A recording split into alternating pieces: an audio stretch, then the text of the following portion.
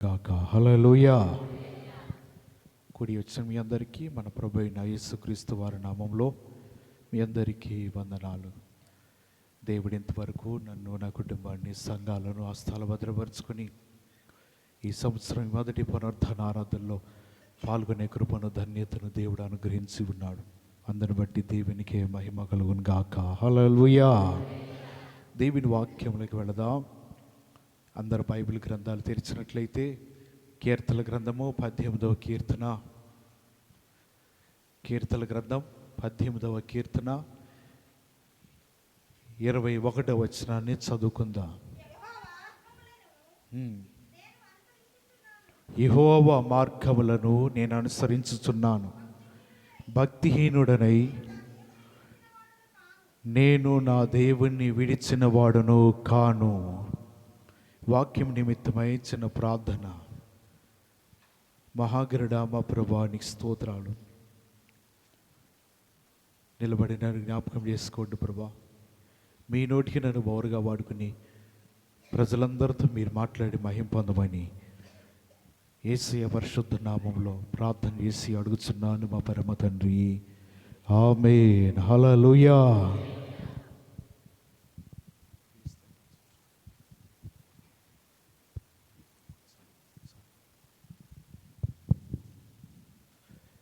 మనం చదివిన మాట కీర్తన గ్రంథము 18వ కీర్తన 21వ వచనం.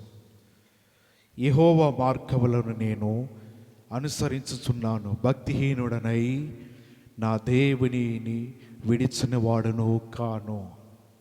ఈరోజు మనం నేర్చుకునే పాఠం ఏంటిదంటే దేవునిని విడిచిపెట్టకూడదు. ఏంటి చెప్పండి? దేవునిని విడిచిపెట్టకూడదు. మనం ఈ సంవత్సరం ప్రారంభ దినాల్లో మొదటి పునరుద్ధానములో ఉన్నాం. ఈ సంవత్సరం అంతయు మనం చేయవలసిన పని ఏంటిదంటే దేవుని సన్నిధిని, ఆయన మందిరమును మనం విడిచిపెట్టకూడదు. హల్లెలూయా. విడిచిపెట్టకూడదంటే ఇక్కడ చెప్పబడుతుంది భక్తిహీనుడనై. ఎవరైతే భక్తిహీనులు అవుతారో వారు దేవునిని విడిచిపెడతారు. ఎవరైతే దేవునిని దూరం అయిపోయి భక్తిలో చల్లారిపోతారో వారు దేవుని మందిరంని విడిచిపెడుతుంటారు. ఎవరైతే భక్తిహీనత వారిలో కలిగి ఉంటుందో వారందరూ కూడా దేవునికి దూరం అయిపోతుంటారు. మనం నేర్చుకోవాల్సి ఏంటంటే భక్తుడు చెప్తున్నట్లుగా నేను భక్తిహీనుడును కాను, నీ దేవుని మందిరమును కూడా నేను విడిచిపెట్టను. మనం ఈ భూలోకంలో విడిచిపెట్టకూడనివి ఏంటిదంటే మొదటిగా మనం నేర్చుకోవాల్సినది దేవునిని విడిచిపెట్టకూడదు. ఈ సంవత్సరం మొదటి దినం నుంచి ఆఖరి వరకు ఈ మాటను మనం జాగ్రత్తగా పదిలముగా దాచుకుని నేను నా దేవుని మందిరమును, దేవునిని ఎన్నడూ కూడా విడిచిపెట్టను. ఒకవేళ విడిచిపెట్టి దూరం అవుతున్నానంటే నాలో భక్తిహీనత ఉన్నది, నాలో ప్రార్థనా శక్తి తగ్గిపోయింది, నాలో భక్తి అనేది దినదినము కూడా కోల్పోతున్నా, నాలో దేవునితో గడిపే సమయము అంతా కూడా పోగొట్టుకుంటున్నా. అందుని బట్టి భక్తిహీనుడు అవ్వటం వలన నేను దేవునికి దూరం అయిపోతున్నా, భక్తిహీనుడు కావటం వలన నేను దేవుని సన్నిధికి దూరం అయిపోతున్నా, భక్తిహీనుడు అవ్వటం వలన నేను దేవుని విడిచిపెడుతున్నా అని వారి జీవితంలో ఆలోచనకు రావాలి. దేవుని సన్నిధిని, దేవుని విడిచిపెట్టిన వారి జీవితాలు ఎలాగుంటాయి? వారి జీవితాలు ఏటిని కోల్పోతారంటే బైబిల్ గ్రంథంలో అనేక మాటలు రాయబడి ఉన్నాయి. సౌలు తన జీవితంలో దేవుని మాటలను వినినప్పుడు, దేవుని ఆజ్ఞలు వినినప్పుడు, ఆయన కట్టడలు అనుసరించినప్పుడు ఆయనలో దేవుని ఆత్మ నిలిచి ఉన్నదంట. కింద వచనాలు ఉన్నాయి. 22వ వచనం, ఆయన నీ న్యాయ విధులన్నిటినీ నేను లక్ష్య పెట్టుచున్నాను, ఆయన కట్టడలను త్రోసివేసిన వాడిని కాను, అనగా విడిచిపెట్టిన వాడిని కాను. ఏంటి అంటే ఆయన కట్టడలను, ఆయన న్యాయ విధులను నేను ఎన్నడూ కూడా విడిచిపెట్టను. సమూయేలుకు ఆజ్ఞ ఇచ్చాడు, అమాలేకులందరినీ కూడా హతము చేసి వారందరినీ నిర్మూలం చేయమని. ఒక పని మీద సౌలును పంపించినప్పుడు ఆ మాటను ఎప్పుడైతే ఆయన ధిక్కరించాడో వెంటనే అతనిలో ఉన్న ఆత్మ అతన్ని విడిచిపెట్టి వెళ్ళిపోయింది. అతనిలోకి వచ్చినది ఏంటిదంటే దురాత్మ వచ్చింది ఆయన జీవితం మీదకి. ఆయనకి అది దురాత్మ వచ్చినప్పుడల్లా ఈ దావీదు వాయిద్యము వాయిస్తున్నప్పుడు అతడు విడుదల పొందుకుంటున్నాడు. ఆయన చేసిన పొరపాటు ఏంటంటే సమూయేలు ఆజ్ఞను విడిచిపెట్టేశాడు, సమూయేలు ఆజ్ఞను త్రోసివేసేశాడు. ఆయన మాటను అక్కడి నుంచి విడిచిపెట్టి దాని ప్రకారం జీవించలేదు, అంటే అలక్ష్యము చేసి ఉన్నాడు. ఇక్కడ రాయబడి ఉన్నది, ఆయన నీ న్యాయ విధులను నేను లక్ష్య పెట్టుచున్నాను. దేవుని ఆజ్ఞలను అలక్ష్యము చేయుట వలన సౌలు జీవితంలో కలిగినది ఏంటిదంటే ఆత్మ వెళ్ళిపోయింది, దురాత్మ తనలోకి వచ్చినది. దేవుని మాటలు వింటున్న వారి జీవితంలో దేవుని మాటలు విడిచిపెట్టిన, దేవుని ఆజ్ఞలు విడిచిపెట్టిన, ఆయన న్యాయ విధులు విడిచిపెట్టిన, ఆయన కట్టడలను విడిచిపెట్టిన, బైబిల్ గ్రంథంలో రాయబడిన ఏ మాటనైనా సరే మనం త్రోసివేసినా సరే మొదటిగా మనలో ఉన్న ఆత్మ మన నుంచి వెడలి వెళ్ళిపోతుంది. మనలోకి తర్వాత వచ్చేది ఏంటిదంటే దురాత్మ వస్తుంది. ఇది మన జీవితాలను ప్రతిదినం కృంగదీస్తూ ఉంటుంది, మన జీవితాలను బాధ పెడుతూ ఉంటుంది, మన జీవితాలని అనేక విధాలుగా దేవుని నుంచి దూరం చేస్తూ ఉంటుంది, లోకానికి దగ్గర చేస్తూ ఉంటుంది. ఈ సౌలు చేసిన పని వలన అతని జీవితంలో సింహాసనాన్ని పోగొట్టుకున్నాడు, అధికారాన్ని పోగొట్టుకున్నాడు. అతని జీవితంలో సమయలు మాటను వినుకోకుండా తన జీవితంలో తనకు నచ్చిన విధంగా జీవిస్తున్నాడు. ఈ మాట దేవునికి నచ్చలేదు, ఈ మాట దేవునికి ఎంతమాత్రం అంగీకారం లేదు. సమయలు నేను సౌలును విడిచిపెట్టేశాను, సౌలుని నాకు అంత ఇష్టకరమైన జీవితం కాదు, అతడు నా ఆజ్ఞను విడిచిపెట్టేశాడు, అందుని బట్టి నేను కూడా అతను విడిచిపెట్టా. అతనిలో ఉన్న ఆత్మ నిలిచలేదు, కానీ అతనిలో ఉన్నదంటే మరొక ఆత్మ నిలిచి ఉన్నది. ఆత్మ ఏం చేస్తే ప్రజలను అనేక విధాలుగా ఇబ్బందులు పెడుతున్నది, ప్రజలని అనేక విధాలు గాయపరుస్తున్నది. సమయలు కూడా సౌలును బట్టి బాధపడుతూనే ఉన్నాడు. సమయలు కూడా ప్రతిదినము సౌలును దర్శించేవాడు. ఆ నాటి కాలం నుంచి అతను దర్శించడం మానివేశాడు. ఎందుకంటే ఇతనిలో ఉన్నది దేవుని ఆత్మ కాదు. కారణం ఏంటిదంటే దేవుని ఆజ్ఞను విడిచిపెట్టిన సౌలుని దేవుడు కూడా విడిచిపెట్టేశాడు. దేవుని ఆజ్ఞను సమయలు చెప్పిన మాటను వెనుకోకుండా జీవించిన ఈ సౌలు జీవితంలోకి దేవుని ఆత్మ అనుకున్నది ఇతనిలో ఉండుట అనవసరం అని అతని నుంచి వెళ్ళిపోయినదంట. వెళ్ళిపోయినప్పుడు ఆ చోటు ఖాళీగా ఉండకూడదు కదా, ఆ చోటు ఎప్పుడు కూడా ఏది దేంతో కూడా నింపబడి ఉండాలిగా. ఆత్మ వెళ్ళిపోయింది, సౌలు జీవితం ఖాళీగా ఉన్నది, దురాత్మ వచ్చి లోపల ప్రవేశించింది. మన జీవితంలో దేవునిని విడిచిపెడితే దేవుడు కూడా నిన్ను విడిచిపెట్టగలడు. అంటే విడిచిపెట్టంగానే మన ప్రాణం పోతుందండి. ప్రాణం పోవటం కాదు, నీ ప్రార్థనలు ఏవి అంగీకారం కావు, నీ విజ్ఞాపనలు దేవుడు అంగీకరించడు.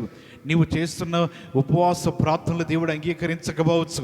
నీవు దేవునితో గడుపుతున్నా సరే వ్యర్థమే, ఎందుకంటే నువ్వు దేవుని విడిచిపెట్టావు, దేవుడు కూడా నిన్ను విడిచిపెడతాడు. హల్లెలూయా. అటువంటి జీవితంలో జాగ్రత్తగా మనం కలిగి ఉండాలి. దేనిని విడిచిపెట్టకుండా, దేని యందు మనం అలక్ష్యము చేయకుండా, దేవుని యందు మనం నిలిచి ఉంటే ఆయన నిన్ను విడిచిపెట్టడు. నీవు ఆజ్ఞలను కట్టడాలను ఎప్పుడైతే పాటిస్తూ ఉంటావో ఆయన కూడా నీ జీవితానికి తోడుగా ఉండి నిన్ను విడిచిపెట్టకుండా కష్ట సమయమైనా, దుఃఖ సమయమైనా, వ్యాధి కలిగిన సమయమైనా నీ జీవితంలో దేవుడు తోడుగుండి ప్రతి క్షణం నడిపించడానికి ఆయన ఆసక్తి కలిగి ఉంటాడు. హల్లెలూయా. యోధా యేసు ప్రభువారిని విడిచిపెట్టేశాడంట. ఒక చోట సమావేశం జరిగింది. యేసు ప్రభువారు అడుగుతున్నారు, మీలో ఎవరో నన్ను అప్పగించబోతున్నారు. శిష్యులందరిలో కలవరం ప్రారంభించి, అయ్యా నేను అప్పగించబోతున్నానా అని ఎవరికి వారు నేనా అనుకుంటున్నాడు. అప్పగించే యోధ కూడా అయ్యా నేనా అంటున్నాడు. యేసు ప్రభువారు అంటున్నాడు, యోధా నువ్వు చెయ్యాలనుకున్న పని త్వరగా చెయ్యి, ఎందుకంటే ఒక పని మీద నువ్వు వచ్చావు, ఆ పనిని త్వరగా కానివ్వమంటున్నాడు. యోధా యేసు ప్రభువారిని విడిచిపెట్టి డబ్బులు మూట తీసుకుని వెళ్ళిపోయాడు. తన జీవితాన్ని యేసు ప్రభువారు విడిచిపెట్టాడు. ఇక ఆనాటి కాలం నుంచి యేసు ప్రభువును పట్టిద్దామని ఆలోచనే తప్ప ఆయనతో కలిసి తిరుగుదాము, ఆయనతో పాటు ఉందాము, యేసు ప్రభువారు చెప్పే మాటలు విందాము అన్న ఆలోచన యోధాలో రాల. ఆయనలో మంచి ఆలోచన వెళ్ళిపోయినది. ఆయనలో వచ్చిన ఆలోచన ఏంటంటే యేసు ప్రభువారు పట్టించాలి, యేసు ప్రభువారికి అన్యాయం చేయాలి.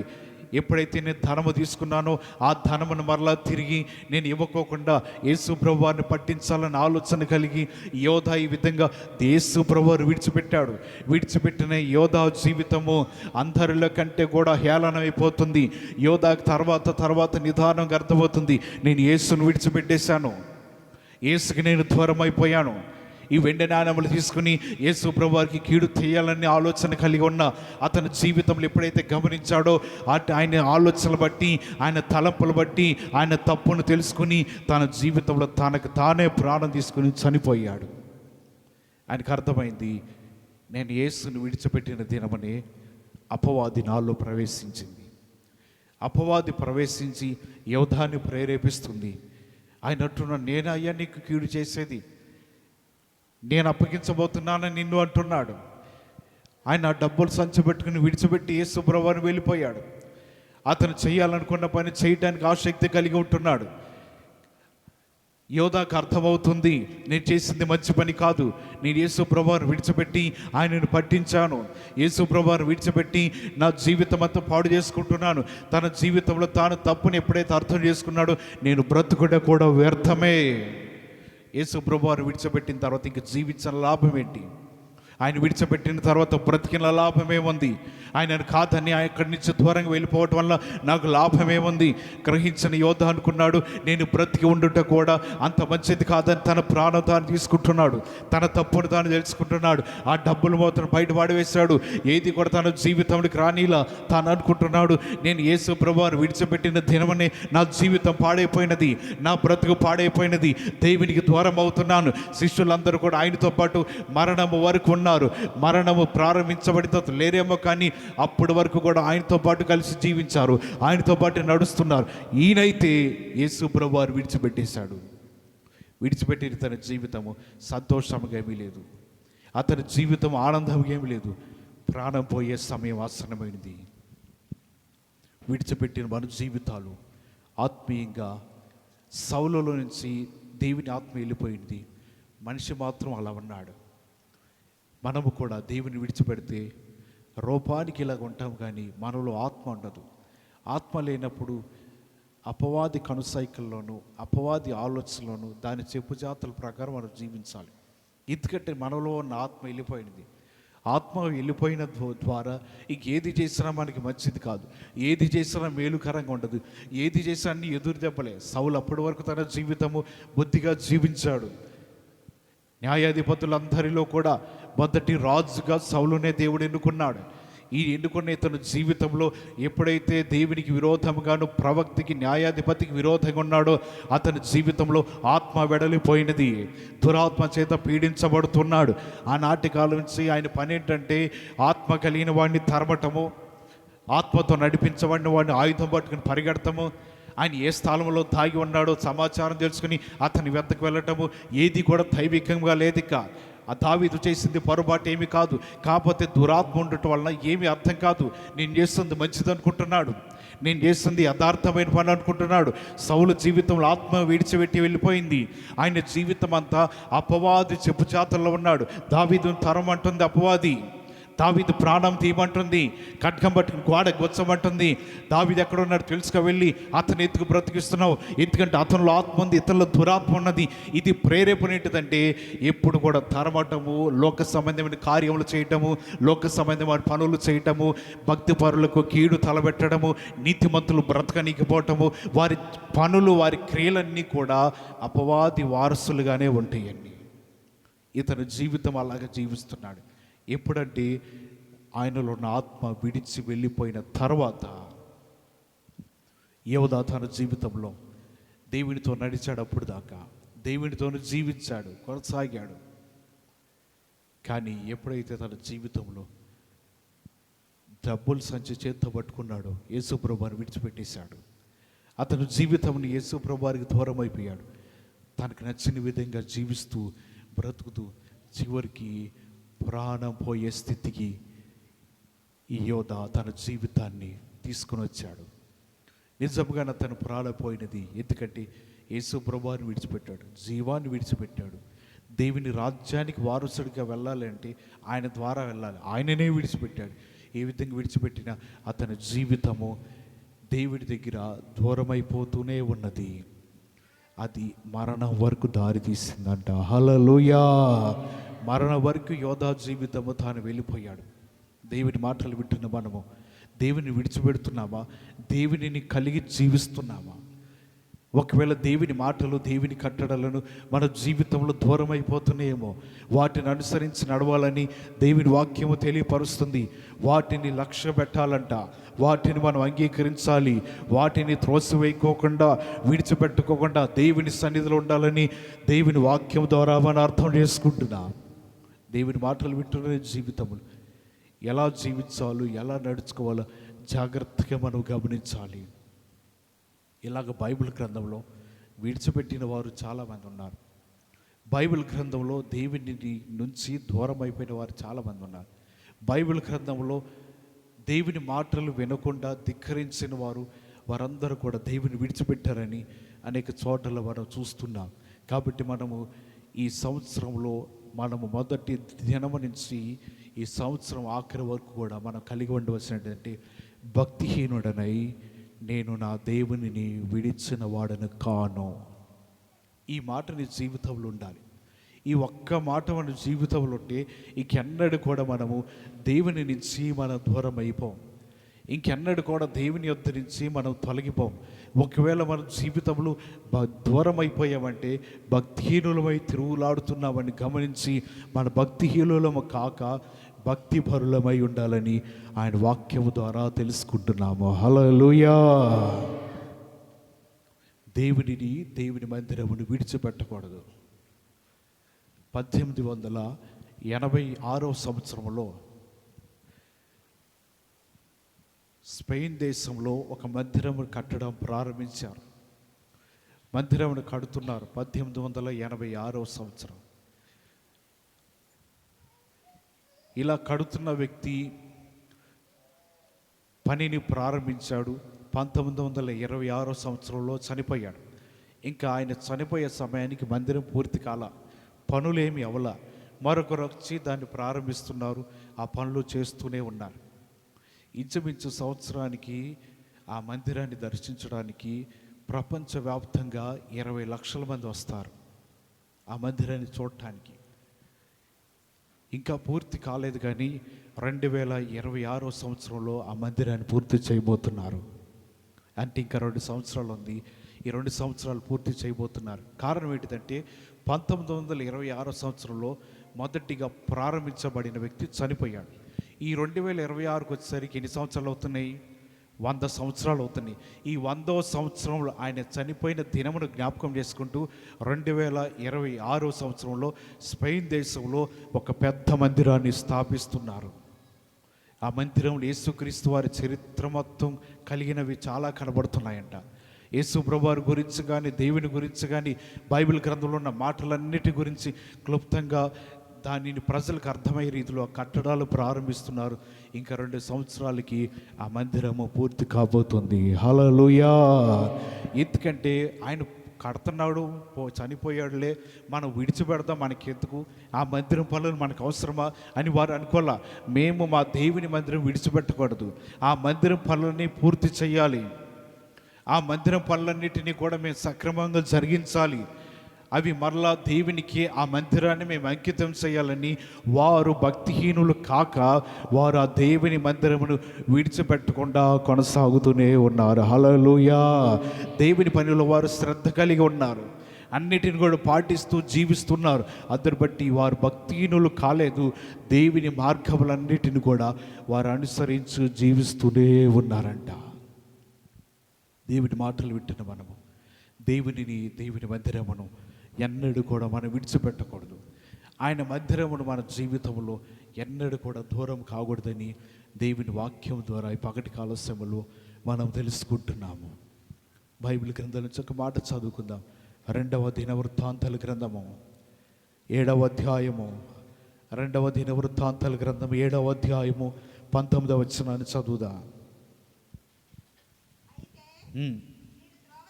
మీరు త్రోవ తప్పి నేను మీకు నియమించిన కట్టడలను ఆజ్ఞలను విడచి ఇతర దేవతలను అనుసరించి పూజా నమస్కారం చేసిన ఎడల, ఇక్కడ చెప్పబడుతుంది, మీరు విడిచి, దేవునిని విడిచి, ఆయన కట్టడలను విడిచి, ఆయన ఆజ్ఞలు విడిచి మీరు వేరే వాటిని అనుసరించి నడిచిన ఎడల నా నామమును నేను పరిశుద్ధపరచని ఈ మందిరమును నా సన్నిధి నుండి తీసివేసి సమస్త జనులకు హాస్యాస్పదముగా చేయబోతున్నాను. ఇశ్రాయేలు ప్రజల గురించి సొలొమోనుతో దేవుడు రాత్రి మాట్లాడుతున్నాడు.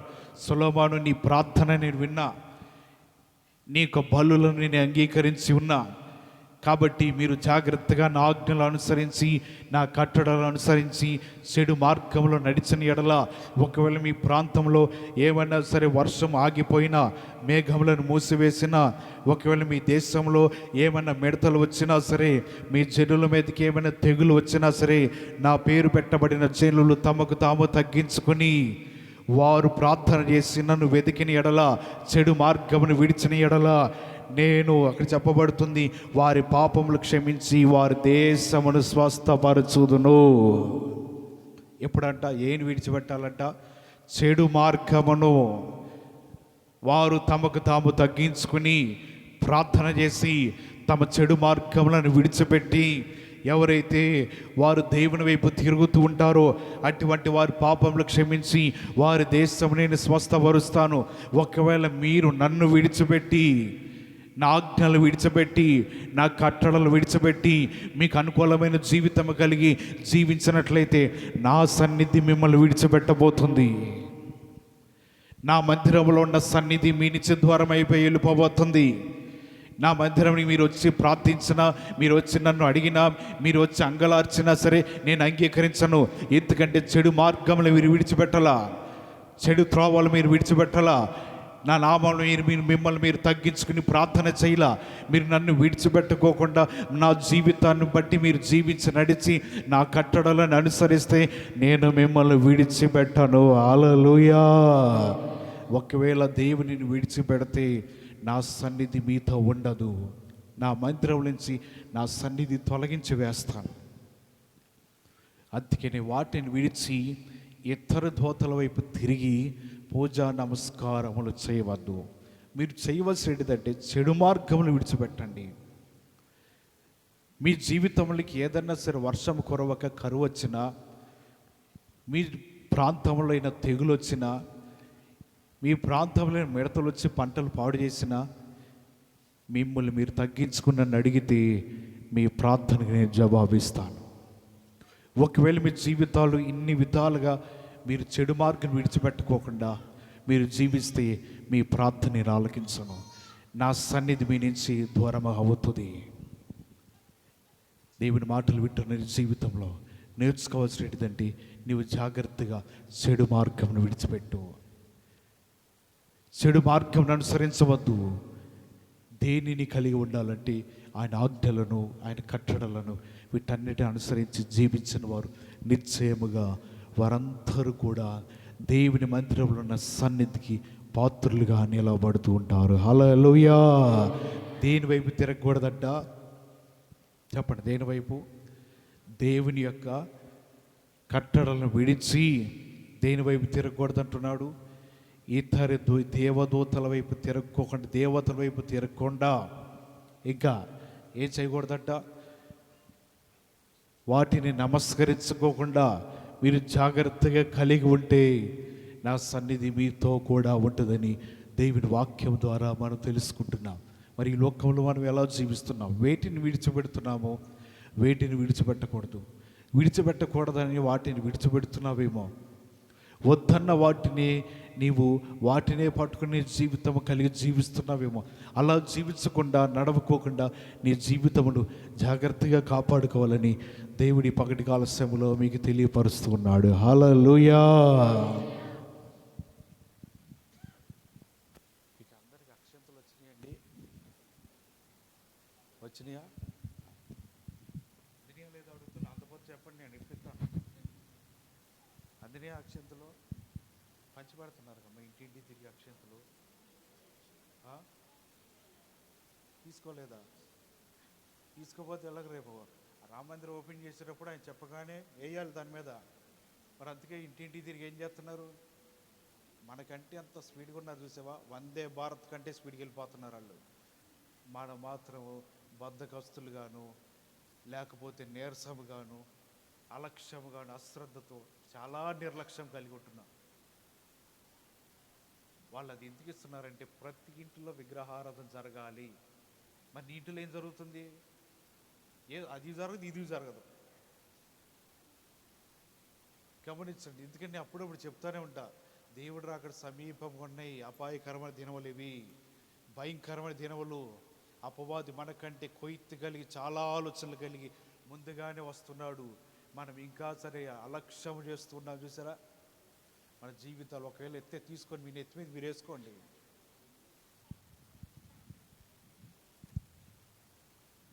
దేవుని మాటలు వింటున్న నీవు జాగ్రత్తగా గమనించాలి. అపవాది మనకంటే వేగంగా తరుముతున్నాడు. క్రైస్తవులు ఉండకూడదు, క్రైస్తవులు తరిమి వేయాలని. నీ జీవితం ఎలాగున్నది? మనం ఇంటింటి తిరిగి ఏమైనా పంచిపెట్టు, అమాంతంగా మీద పడిపోతారు. లోకం ఎలాగుంది, నువ్వు ఎలాగున్నావు? దేవుని నమ్మని వారు ఎలా జీవిస్తున్నారు, నమ్మిన నీవు ఎలా జీవిస్తున్నావు? దేవుని నామ కీర్తి ఘనత కొరకు జీవిస్తున్నావా లేదా? లేదంటే దేవుని విడిచిపెట్టేస్తానండి మన జీవితంలో అనుకుంటే దేవుడు కూడా నేను విడిచిపెడతాడు. నీవు ఆయనను విడిచిపెట్టకుండా జీవిస్తే మన భక్తిహీనులము కాక దేవుని విడిచిపెట్టకుండా జీవిస్తామని వాక్యం ద్వారా తెలుసుకుంటున్నాం. హల్లెలూయా. బైబిల్ గ్రంథంలో ఈ విధంగా అనేక మంది వారి వారి జీవితంలో దేవునిని విడిచిపెట్టిన వారు ఉన్నారు, దేవునిని కలిగిన వారు ఉన్నారు, విలువైన దానిని పట్టుకుని జీవించిన వారు ఉన్నారు, ఉత్తమమైన దాని కొరకు బ్రతికే వారు కూడా బైబిల్ గ్రంథంలో కనబడుతున్నారు. మాటలు చదువుదాం. లోకరాసిన సువార్త 10వ అధ్యాయము, లోకరాసిన సువార్త 10వ అధ్యాయము 40వ వచనం చదవండి. విస్తారమైన పని పెట్టుకొనుట చేత తొందరపడి ఆయన యొద్దకు వచ్చి, ప్రభువా, నేను ఒంటరిగా పని చేయుటకు నా సహోదరి నన్ను విడిచిపెట్టినందుకు నీకు చింత లేదా? ఇక్కడ మార్త వచ్చి యేసు ప్రభు వారితో మాట్లాడుతుంది. ఏమనంటే, ఈమె విస్తారమైన పనులు పెట్టుకున్న చేత ఒక్కతే పని చేయటం వలన యేసు ప్రభు వారి దగ్గరికి వచ్చయ్యా, నేను ఒక్కదాన్ని కష్టపడుతున్నా కాబట్టి ఆ మరియను కూడా పంపించినట్లయితే నాకు సహాయపడుతుంది కదా, ఆమె నన్ను విడిచిపెట్టినందుకు నీకు చింత లేదా? మరియా ఉత్తమమైన దానిని ఎన్నుకొని ప్రభు యొక్క పాదాల దగ్గర కూర్చొని, ఇంకా సమయం లేదు, కాలం కొద్దిగానే ఉన్నది, నేను త్వరగా నా జీవితాన్ని సిద్ధపరచుకుని యేసు ప్రభు వారి దగ్గర అనేక విషయములు తెలుసుకోవాలి. ఆయన ఒకవేళ నాకు దూరం అయిపోయి తండ్రి రాజ్యానికి వెళ్ళిపోతే మరొక పర్యాయం నేను చూడలేని కదా అని తన జీవితంలో గమనించి ఆయన పాదాల చెంత కూర్చొని మరియా దేవుని మాటలు వింటుంటే మార్త అంటది, ఆమె నన్ను విడిచిపెట్టినందుకు నీకు చింత లేదయ్యా? విస్తారమైన పనులు పెట్టుకున్నాను కదా, ఆమెను సహాయం చేయడానికి తీసుకురా. యేసు ప్రభువారు అంటున్నారు, మార్త, మరియా ఎన్నుకున్నది ఉత్తమమైనది, అది ఆమె యొద్ద నుంచి తీసివేయబడదు. ఈమె యేసు ప్రభువారిని అనుసరిస్తుంది, మార్త విడిచిపెట్టింది. ఆమె అనుకుంటుంది మరియా నన్ను విడిచిపెట్టింది అనుకుంటుంది. కానీ విలువైనది, శ్రేష్టమైనది ఎన్నుకొని దేవుని మాటలు వినటానికి పాదముల దగ్గర కూర్చొని ఈమె జీవితం దేవుని మాటలు వింటుంది. నేను విడిచిపెట్టను. యేసు ప్రభు వారిని పాదముల దగ్గర కూర్చొని ఆయన మాటలు వింటాను, ఆయన మాటలు విడిచిపెట్టకుండా నేను ఆలకిస్తాను. తొందరపాటు ఏమీ లేదని తన జీవితంలో అనుకుంటుంది. విస్తారమైన పనులు ఎప్పుడొస్తాయి చెప్పండి? ఎప్పుడొస్తాయి? దేవుని సన్నిధి కాదు, చెప్పండి ఎప్పుడు వస్తాయి? ఈరోజు ఏ వారమో మరి అది చెప్పండి, అయిపోద్దిగా. ఎప్పుడు వస్తాయి మనకి? పనులే కానీ, లేకపోతే శుభకార్యాలే కానీ, ఫంక్షన్లే కానీ, ఏవైనా సరే మనసు ఉంటే ఏమంటుంది? మరి ఇంకే మనసు ఉంటే రావాలనుకుంటే ఎన్ని ఆటంకాలైనా సరే మనం ఏం చేస్తాము? నేను దేవుని సన్నిధికి వెళ్తాను, 1 గంటన్నర ఇస్తాను ఆ దేవునికి, మరలా తిరిగి వస్తాను. నేను భక్తిహీనుడనై నా దేవుని విడిచిపెట్టను. ఈ మాట నీ హృదయంలో ఉంటే చాలండి. ఏ ఆదివారాలు మిస్ అవ్వక, ఏ బల్లారాధనలు వదులుకో. ఎవరికి కూడా నీ జీవితంలో ఆదివారం నీ సమయం 1 గంటన్నర అంతే. నేను నా దేవుని సన్నిధికి వెళ్ళిపోవాలి. నేను నా దేవుని విడిచిపెట్టను. ఒకవేళ నా దేవుని విడిచిపెడితే ఆయన సన్నిధి మా ఇంటిలోంచి, మా కుటుంబం నుంచి దూరం అయిపోతుంది. కాబట్టి ఎప్పుడు రానివన్నీ కూడా ఆదివారమే వస్తాయి మన జీవితానికి. ఎప్పుడు కలగనవన్నీ కూడా ఆదివారం వచ్చి మళ్ళీ ఆటంకపరుస్తూ ఉంటుంది. కానీ నువ్వు నిలబడి తెగించి ధైర్యంగా ఉంటే ఆదివారం నీకు ఇస్తున్న విలువైన సమయాన్ని ఆ సమయం నువ్వు పాటిస్తున్నట్లే. హల్లెలూయా. అది నీ నుంచి దూరం కాకూడదు. నీవు ఒకవేళ దూరం అయిపోయావంటే నీవు ఏం కలిగి ఉన్నట్లు? భక్తిహీనులైపోతున్నట్లే. నీ జీవితంలో భక్తిహీనత కలిగి జీవిస్తున్నట్లే. మనం ఎక్కడికైనా ఇది ఊరి పోవాలనుకోండి, మనం పొద్దున్నే ఎన్నింటికి లెగుతాము? ఎక్కడికి ఊరి వెళ్ళాలి, దూరం వెళ్ళాలి, ఏదో ఒక మంచి కార్యంలో పాల్గొనాలి. ఏం చేస్తాము? పొద్దున్నే ఎన్నింటికి లేస్తామండి? అని నిద్ర పడితేనేగా రాత్రికి మనకి. ఊరి పోయేవాడికి నిద్ర పట్టదంట. ఎప్పుడు 5 అయిద్దా అని చూస్తే ఏంటి ఇప్పుడేనా, ఇప్పుడే 10ంటికి పడుకొని ఒక కాసేపు అయితే అబ్బో 3 అయిపోయింది అనుకుంటా. కానీ 11 అయ్యేది. 11 ఏంటి గంటైనా అయింది. ఎప్పుడు 5 ఎప్పుడు పోతాము? వెళ్ళాలి, అక్కడ పెత్తనం చేయాలి, అన్నీ నేనే చూసుకోవాలి. పొద్దున్నే తెల్లారా దబి అందరూ లే మొత్తం టైం అయిపోతుంది, నిద్రపోతారు అని ఎంత కంగారు పడి మనం లెగుస్తామండి. దానికంటే శ్రేష్టమైనది మనోహరమైన దినము, పరిశుద్ధమైన దినము, శ్రేష్టమైన దినము. ఈ భూలోకంలో అన్ని దినముల కంటే ఇది చాలా విలువైనది. దీనిని మనం అశ్రద్ధ చేయకూడదు. భక్తిహీనులైపోయి దీని నుంచి మనం దూరం కాకూడదు. కాబట్టి మనం ప్రతి దినము కూడా దేవుని సన్నిధికి వెళ్ళాలని ఆసక్తి మనకు కలిగి ఉంటే నీవు దేవుని విడిచిపెట్టిన వాడు కావు. నువ్వు దేవునికి ఎన్నడూ విడిచిపెట్టవు. ఆయన సన్నిధిని అనుసరించి నీవు జీవించగలవు. ఈమె విస్తారమైన పనులు పెట్టుకున్నా మరియ మాత్రం పనుల వైపు తిరగల. నా దేవుని పాదాల చెంత చేరి ఆయన మాటలు ఆలకించాలి. హల్లెలూయా. ఆయన మాటలు నేను వినాలని దేవుడు ప్రకటిస్తూ ఉన్నాడు. కాబట్టి నీ జీవితం ఎలా జీవిస్తున్నావు, ఎలాగ నడుస్తున్నావు గమనించండి. ఒకవేళ నీవు కానీ దేవుని మాటలు ఆలకించకుండా దేవుని మాటలని నువ్వు ధిక్కరించినట్లయితే భక్తిహీనత మనలోకి వస్తుంది. అది రాకుండా నీవు దేవుడి దగ్గర ఉండాలి. కొన్నిసార్లు మన భక్తిహీనతకి కొన్ని కారణాలు అవుతూ ఉంటాయి. అబ్రహాము లోతును విడిచిపెట్టిన తర్వాత దేవుని నిబంధన అతని వద్దకు వచ్చింది, దేవుని వాగ్దానం అతని వద్దకు వచ్చింది. అబ్రహామా, నేను నీకు తోడయ్యండి, నిన్ను దీవించబోతున్నా, నీకు సంతానం ఇవ్వబోతున్నా, నిన్ను విస్తరించబోతున్నా, అనేక జనములుగా తండ్రిని నేను నియమించబోతున్నా. అబ్రహాము లోతు ఇద్దరు కూడా వేరైపోయారు. అంటే గొడవ పడో తగాదాలు పడో అసమాధానం కాదు, మన ఇద్దరు ఒకళ్ళు కూడా వేరైపోదు. నువ్వు వాటికి ముందుకెళ్తే నేను వెనక్కి వెళ్తా, నువ్వు ఎడం వైపుకి వెళ్తే నేను కుడివైపు పోతా అని ఇద్దరు కూడా గమనించుకుని వారు ఆ మాటల ప్రకారం ఇద్దరు వేరైపోయారు. వేరైపోయిన నాటి నుంచి అబ్రహాము భక్తిపరుడై జీవిస్తున్నాడు. హల్లెలూయా. అబ్రహాము జీవితంలో భక్తి కనబడుతుంది, లోతు జీవితంలో భక్తి తక్కువ కనబడుతుంది. అబ్రహాం అనుకున్నాడు, మేము వేరైపోయి జీవించాలి సమాధానకరంగా. కొన్నిసార్లు ఈ భక్తికి ఎవరైనా ఆటంగా వారుస్తున్నారా? ఒక అడుగు వెనక్కి వాళ్ళతో గొడవపడి లేకపోతే వాళ్ళకి దూరం అయిపోయి వాళ్ళ కాలుతో తన్నేసినట్టు ఉండమని చెప్పట్లా. నీ భక్తికి పాడు చేస్తున్న వారికి ఒక అడుగు వెనక్కి నీవు కొన్ని సరిహద్దులు నియమించుకో, దాన్ని దాటి వెళ్ళమాక. నీ జీవితానికి, నీ భక్తి జీవితానికి ఏది కూడా దూరం కాదు. ఒక అబ్రహాము తన జీవితంలో లోతుకు దూరం అయిపోయిన తర్వాత అనేక విధాలుగా ప్రతి క్షణము కూడా అబ్రహాము బలహీనము ఉన్నప్పుడు, వాగ్దానం నెరవేరుతుందో లేదా నిరాశ చెందినప్పుడు ఆయన మాట వస్తూనే ఉన్నది, నెరవేరుస్తూనే ఉన్నది, బలపరుస్తూనే ఉన్నది. తన ఇంటికి వచ్చి కూడా భోజనం చేసి వెళ్ళారు. ఎందుకంటే దేవుని మాటను బట్టి జీవించటం వలన, దేవుని మాటను అనుసరించటం వలన, విడిచిపెట్టవలసిన వాటిని విడిచిపెట్టడం వలన దేవుడిని నిన్ను విడిచిపెట్టకుండా ప్రతి క్షణము ఆయన నడిపిస్తూనే ఉంటాడు. హల్లెలూయా. ప్రతి దినము కూడా నీ జీవితాలకి తోడుగా ఉండి నడిపించాలని దేవుడు ఆసక్తి కలిగి ఉంటాడు. కాబట్టి దేవుని సన్నిధిని భక్తిహీనుడైపోయి విడిచిపెట్టవద్దు. దేవుని సన్నిధికి భక్తిహీనత కలిగి నీ జీవితంలో ఎప్పుడు కూడా ఉండవద్దు. ఎప్పుడైతే మన జీవితంలో ఆయనని విడిచిపెట్టకుండా ఉంటావో, చెడు మార్గములు విడిచిపెట్టేసి దేవుని సన్నిధిలో ఉంటావో, నా సన్నిధి మీకు ఎన్నడూ దూరం కాదని దేవుడు మాట్లాడుతూ ఉన్నాడు. ఒక ఆనక సమయంలో ఒక మందిరంలో ప్రార్థన అయిపోయింది, ముగించేశారు. ముగించిన తర్వాత ఏం చేస్తారు జనాలందరూ? చెప్పండి. ఇప్పుడు ప్రార్థన అయిపోయిందండి, ఆశీర్వాదించా, మీకు అందరికి వందనాలు చెప్పి ఏం చేస్తారు మీరు? చెప్పండి, ఏం చేస్తారు? వినపడతలేదా? గట్టి చెప్పండి, ఏం చేస్తారు? చేపల మార్కెట్ కంటే బలబల బలబల మాట్లాడతారు. అసలు నేను చేసే ప్రార్థన చేయించుకున్న వాళ్ళకి వినపడుతుందా? అక్కడో గ్రూపులు, అక్కడో గ్రూపులు, అక్కడో గ్రూపు. ఇక మామూలు కాదండి.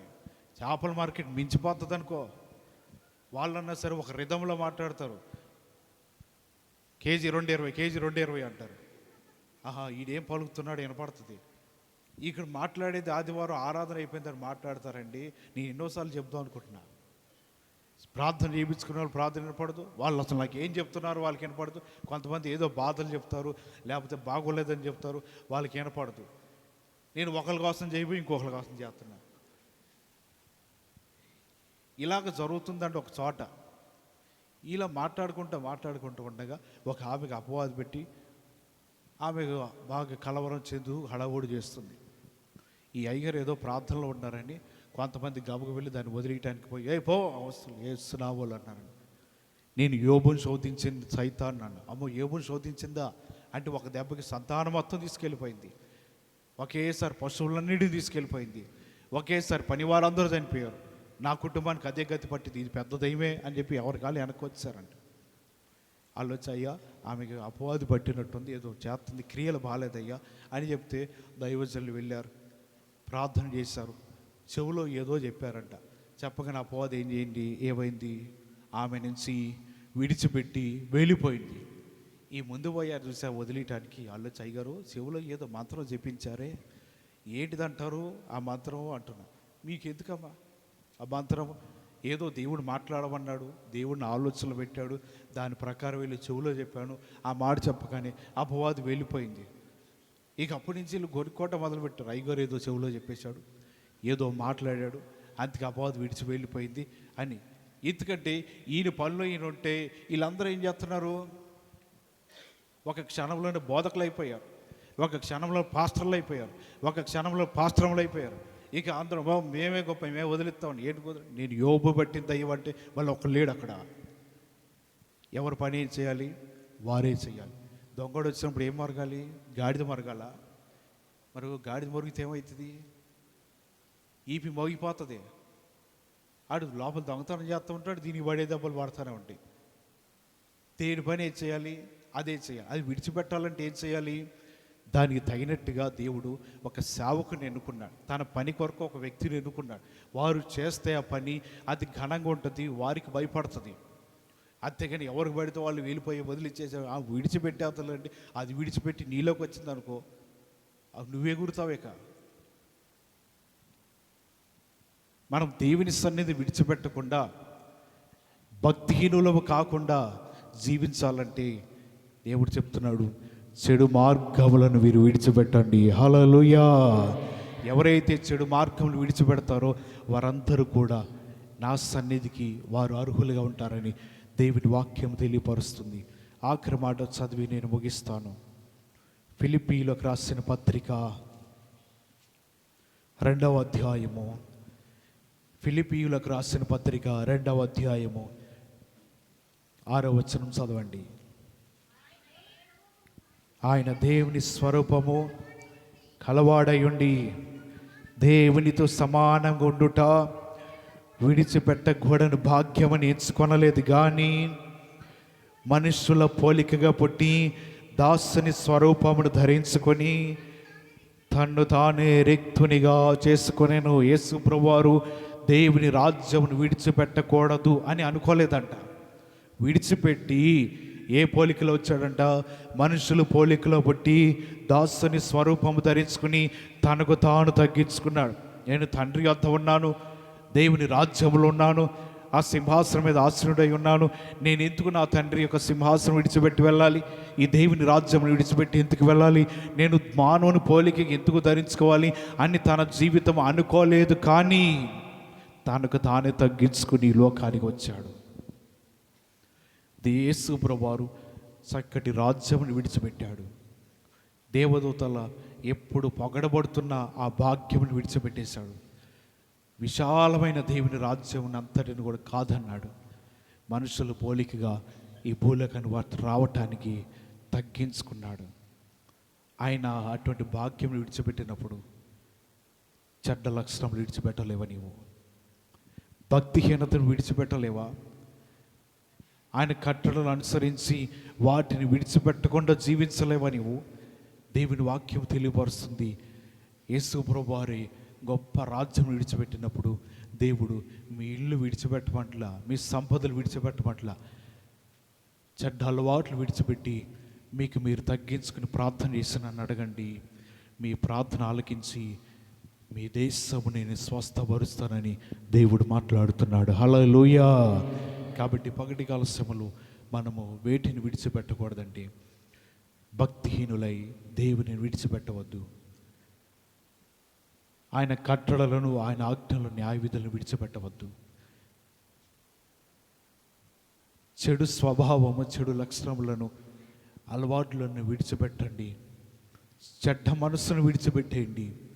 నా వైపు తిరిగి తగ్గించుకొని ప్రార్థన చేయండి.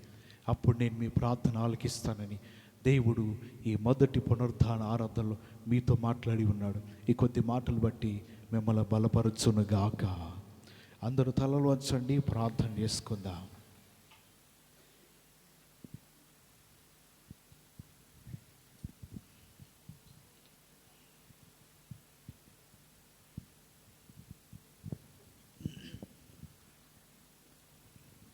దేవుని మాటలు విన్న నీ జీవితంలో జ్ఞాపకం చేసుకుందాము. ప్రభు దగ్గర, ప్రభువా, భక్తిహీనుడనై నిన్ను నేను విడిచిపెట్టనయ్యా.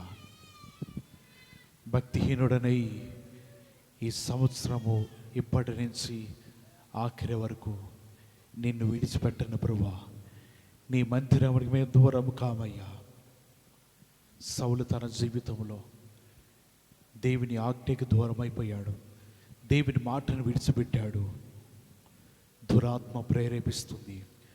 దేవునికి దూరం అయిపోతే చల్లారిపోయిన మన బ్రతుకులు, పాడైపోయిన మన బ్రతుకుల్లోకి అపవాది ప్రవేశించడానికి ఇష్టపడుతూ ఉంటుంది.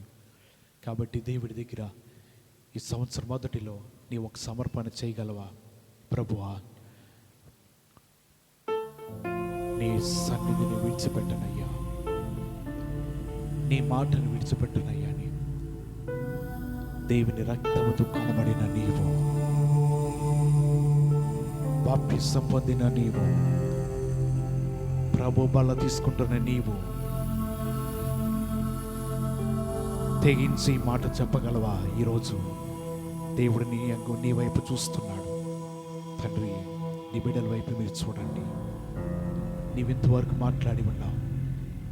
ఆ మాటను బట్టి ఏ సమర్పణ చేయబోతున్నారు వారు చూడండి.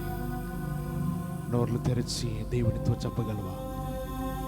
ప్రభువా, గత సంవత్సరం ఎలాగైనా జీవించవచ్చు, కానీ మరొక సంవత్సరంలో అడుగు పెట్టానంటే నీతో నేను ఇస్తున్న మాట, భక్తిహీనుడనై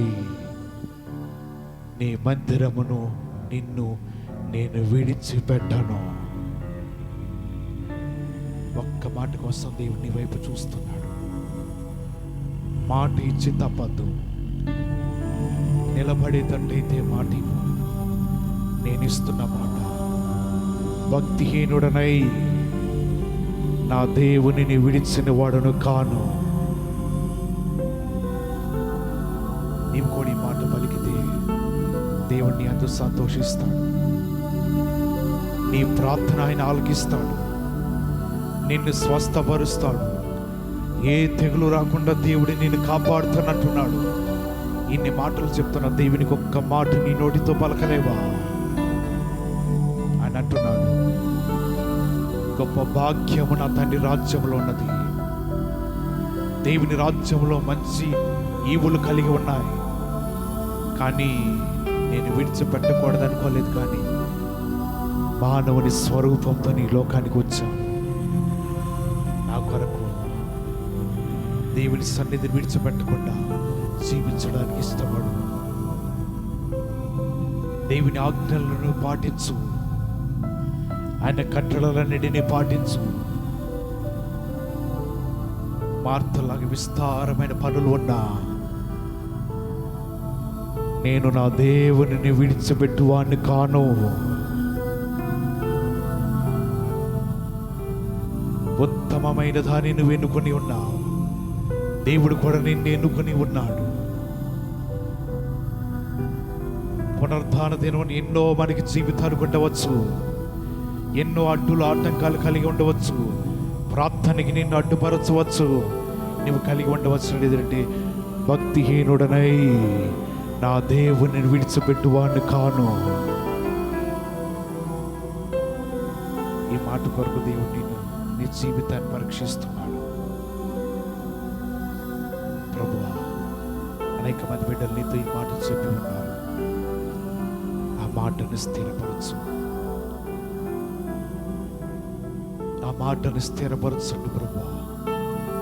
నీ రాకడ పర్యంతరం వరకు నీవు వారిని విడిచిపెట్టవద్దు. ప్రార్థన చేసుకుందాం. చెప్పబడిన మాటలు మనందరి హృదయంలో ఫలభరితమున్నట్లుగా ఆత్మచేత ప్రేరేపణ కలిగిన వారు ఎవరైనా ఒకరు ప్రార్థన చేయండి.